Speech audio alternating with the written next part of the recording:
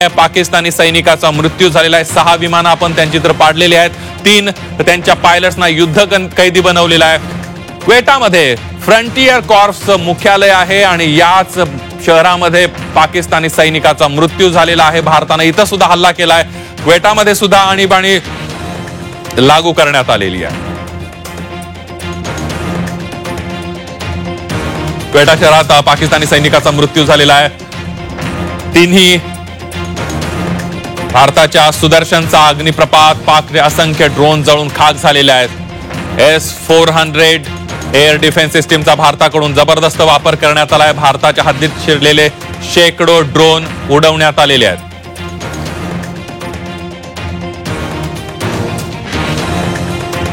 क्वेटामध्ये सुद्धा भारताने जबरदस्त अशा प्रकारचे अटॅक केलेले आहेत आणि या शहरामध्ये पाकिस्तानी सैनिकाचा मृत्यू झाला आहे।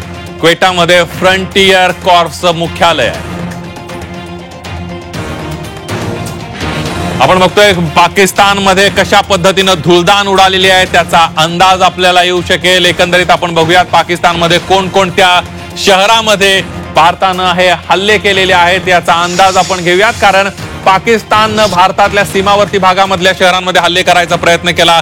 पहिल्यांदा आपण बघतोय पाकिस्तानची जी राजधानी आहे इस्लामाबादमध्ये हल्ला करून पाकिस्तानची नांगी ठेचण्याचं काम भारताने पहिल्यांदा केलंय।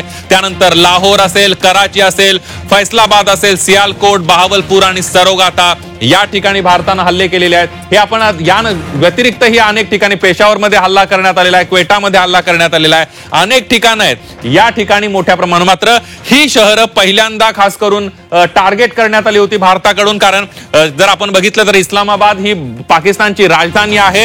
याच राजधानीमध्ये जनरल मुनीर आणि त्यासोबतच आपण बघितलं तर शाबाज शरीफ राहतात, त्या शेजारी त्यांच्या घराशेजारी हल्ले करण्यात आले।